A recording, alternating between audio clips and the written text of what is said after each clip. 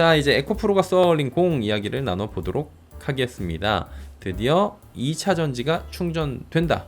무슨 일일까요? 에코프로가 어제 BM이랑 엄청난 강세를 보였죠. 많이 올라가면서 마감을 했습니다. BM도 뭐 장중에는 어마어마하게 올라갔고요. 에코프로도 막 진짜 장중에 60만원 막 이렇게 올라가니까 뭐야 막 이렇게 된 거죠. 네. 액분 이전 상장 소식도 굉장히 주요했습니다. 액면 분할, 그러니까 한 주를 5주로 만들어주는 거예요. 액면가가 500원인데 100원으로 나누는 거니까 주식 수는 늘어나는데 주식 가격이 떨어지는 거죠. 그래서 내 그 전체 자산은 전혀 변화가 없습니다. 변화가 없는데 주식 수만 늘어나는 거예요. 네, 그렇게 되는 거고요. 에코프로 BM은 이전을 한다라는, 시기는 결정하지 않았지만 이전한다라는 얘기가 있어요. 만약에 에코프로만 이전하잖아요. 에코프로 BM만 이전하잖아요. 에코프로는 좋아요. 일단 처음엔 좋아요. 그리고 나중에 이전하면 돼요. 왜? 에코프로 BM이 이전을 하면 지금 에코프로 BM이 코스닥 150에서 가지고 있는 자금의 굉장히 규모가 큰데 이걸 또 빠지고 다른 애가 코스닥 150으로 들어오면서 리밸런싱이 됐는데, 이 자금의 리밸런싱 과정에서는 시가총액 크기별로 가거든요. 에코프로가 독보적으로 크잖아요. 지금 다 빠져나가가지고 얘한테 들어오는 자금이 기존 자금보다 커지는 거예요. 그리고 패시브 자금이 유입될 수 있어요.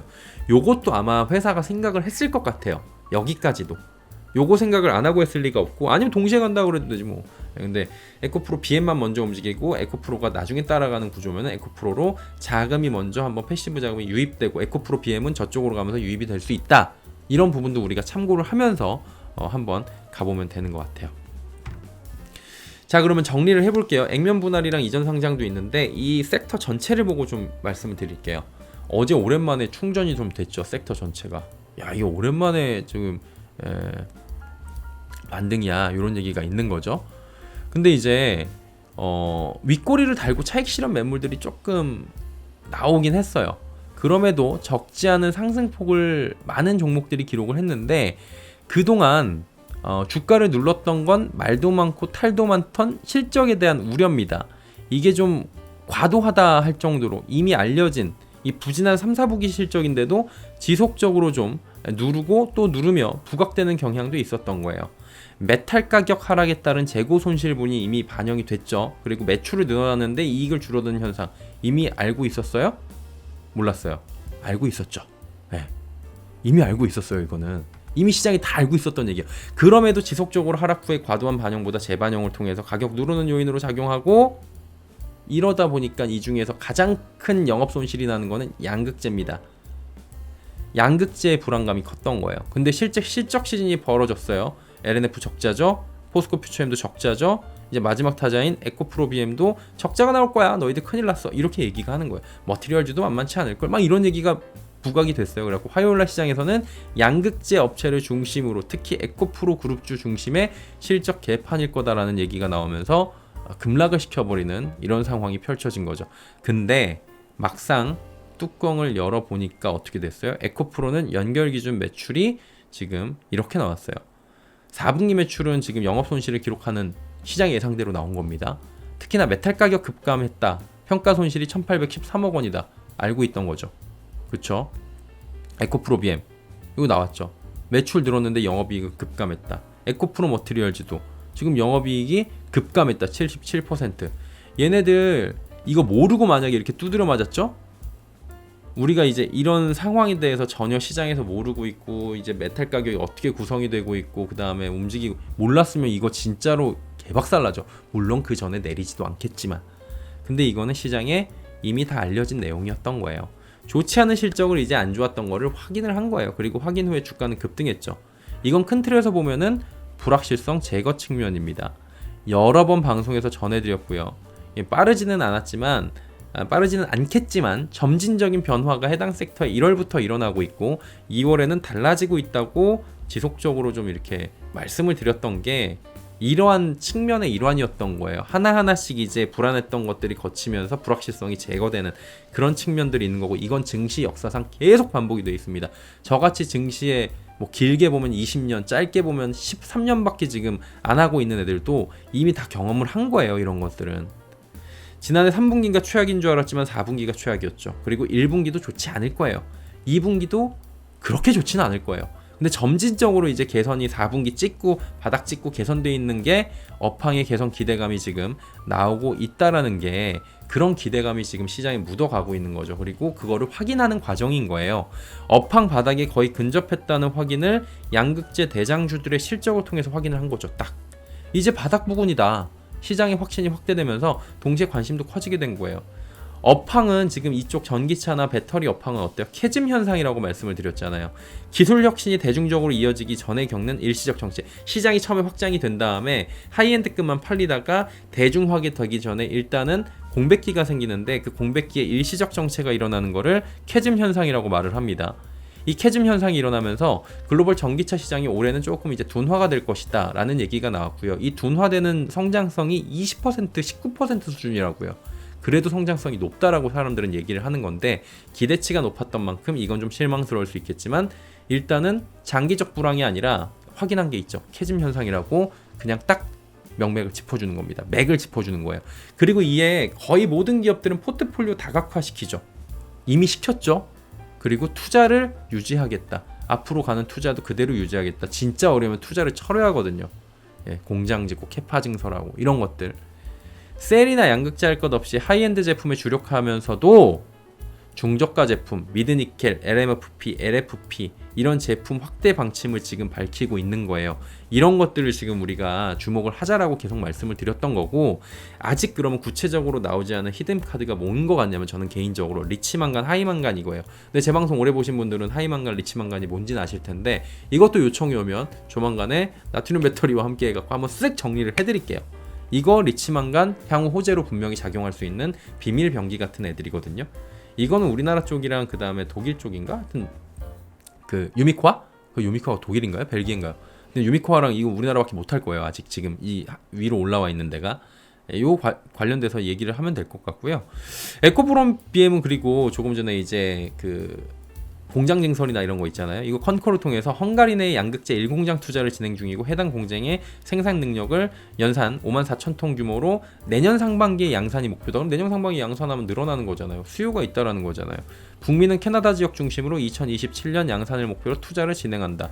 이거 이제 P6 얘기하는 거고 그 다음에 이제 요거 관련해 가지고 얼마 전에 43조 원 양극재 투자 있었잖아요. 관련한 내용들이 지금 쭉 나오는 거예요. SDI하고 수요에 의해서 결정된 투자잖아요. 이거 정상적으로 줄이지 않고 이어가면 이 물량들은 당연히 이제 매출로 잡히게 되는 거고 매출이 잡히게 되면은 메탈 가격이 지금처럼 100원에 사서 10원에 팔아야 되는 상황만 아니면 적자가 날 확률은 상당히 적겠죠. 그리고 하반기에 업황 개선된다라는 거는 모든 기업들이 지금 이야기를 하고 있는 상황이고요. 이거 한 번만 더 보여드릴게요. 산업과 주가의 방향인데 이게 주가예요. 빨간 선이. 그럼 산업이랑 주가랑 이렇게 똑같이 가는 게 아니고요. 주가는 이렇게 선행을 합니다. 조금. 그래서 산업이 내려올 때 주가는 이미 바닥을 치고 산업이 바닥을 치면은 이 주가는 이 상태를 보시면은 올라와 있어요. 그래서 이 바닥을 잡으려고 계속 노력을 해요. 기관 투자자도 그렇고 개인들도 그렇고. 그래서 이런 현상들을 주목하면서 보수적으로 투자를 하고 있던 게 아닌가 생각이 들고요. 이 부근이라 생각한 사람들의 매수세가 이제 몰리기 시작할 수도 있다라는 거죠. 근데 몰리는 게 작년처럼은 아닐 거고 서서히 점진적으로 들어오다가 막판에 올라가면 팡 올라가겠죠. 오히려 이건 뭐 주식이니까요. 이것도. 그리고 이런 바닥을 확인하고자 기다렸던 투자자들도 제법 있었을 겁니다. 최소의 저희 채널 시청자분들은 이렇게 투자하려고 하셨던 분들이 제법 많은 걸로 알고 있고 이렇게 지금 투자를 했다라고 댓글을 달아주시는 분들도 보고 있어요.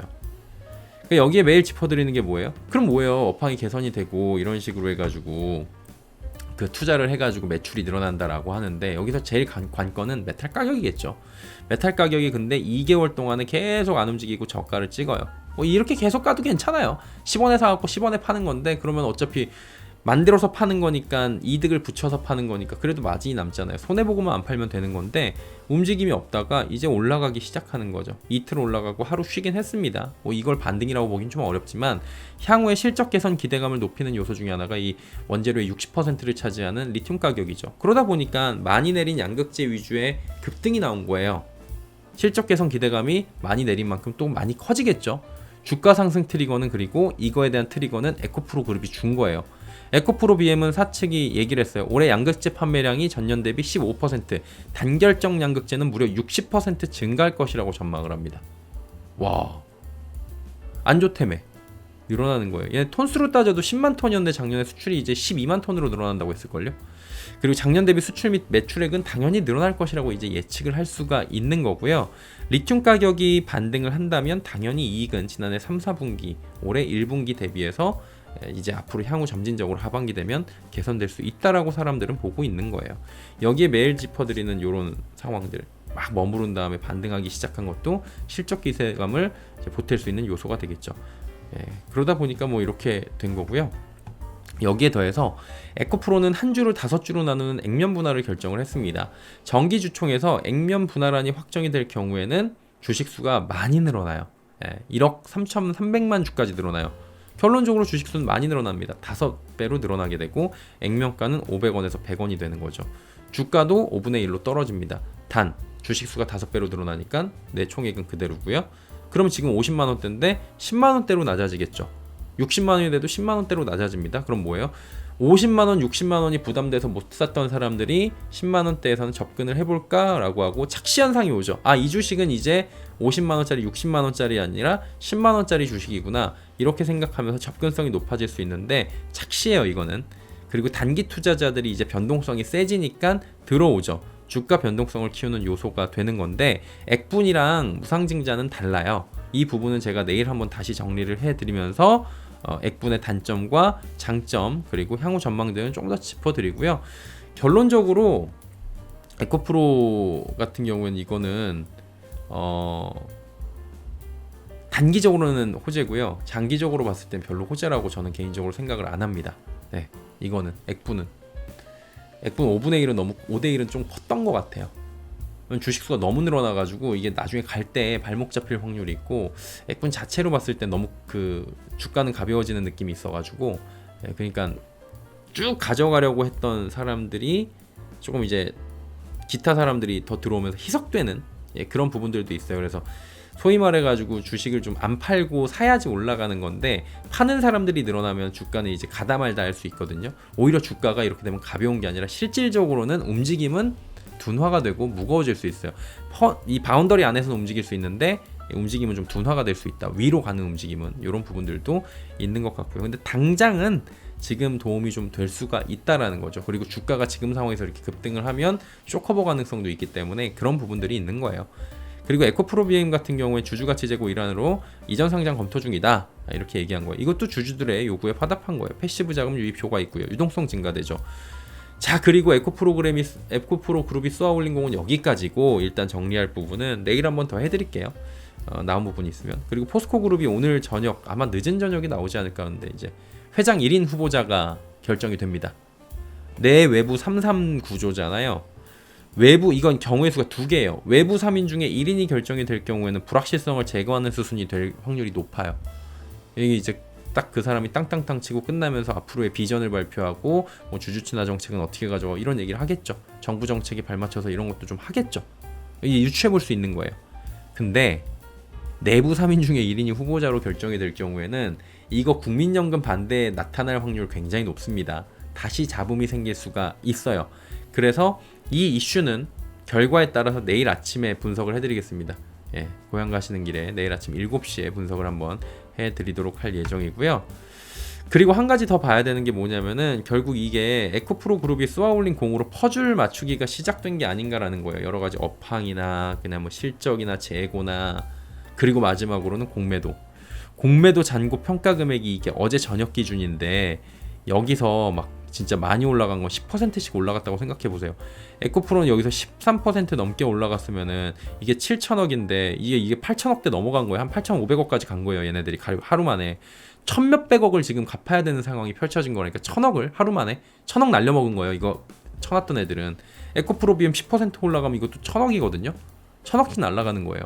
이렇게 올라가면 그럼 뭐예요? 평가 금액도 굉장히 커졌을 것. 공매도 세력들 하루 만에 손실 눈덩이처럼 불어. 일부 구간이 늘어나면 얘네들도 어쩔 수 없이 갚아야 돼. 지금 많이 갚았거든요. 낮추면서. 근데 급하게 갚아야 되는 구간이 좀 발생할 수가 있어갖고 지난번 같은 경우는 발생하기가 쉽진 않겠지만 이번에도 그런 상황이 좀 펼쳐질 수 있겠다라는 거예요. 그래서 이런 것들은 이제 복합적으로 봐야 되는 측면인 거예요. 이제 그냥 무조건 쇼커버야, 무조건 쇼스퀴즈야, 아니 무조건 닭공이야 이게 아니고 향후 수주나 실적 잔고나 이런 것들에 대해서 차별화가 이루어질 수 있다라는 측면이고, 어제 저녁에 나온 기사인데 이거 마지막으로 전해드리면 돼요. LG화학이 GM하고 25조 빅딜입니다. 10년 동안 양극재 공급한다 그랬는데 2035년도까지 최소 24조 7,500억 원의 양극재를 GM의 LG화학이 공급을 한다. 어마어마한 규모입니다. 25조 원도. 예. 25조 원도 진짜 어마어마한 규모입니다. 그래가지고 양사가 거래할 양극재 물량 50만 톤 이상이 될 것으로 보이고, 양극재 공급 계약을 놓인 만큼 추가 계약이 이뤄질 가능성이 있다. 당시에 95만 톤이었어요. 95만 톤을 얘기가 나오면 50만 톤 정도가 24조 원이면 최소한 45조 원 정도는 되겠죠.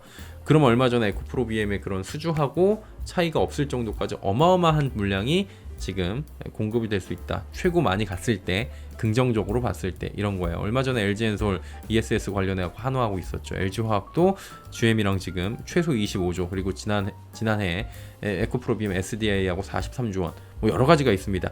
이게 나올 거예요. 어쩔 수 없어요. 이건 나와야 돼요. 올해 초부터 전해지고 있는 기업들의 수주 소식인데, 또 M&A 관련해 갖고 예정도 있고 뭐 나온다고 그러잖아요. 이런 소식들을 좀 주목하면서 이제 선별적으로 좀 보시는 것도 필요하지 않나, 이렇게 정리를 해드리도록 하겠습니다.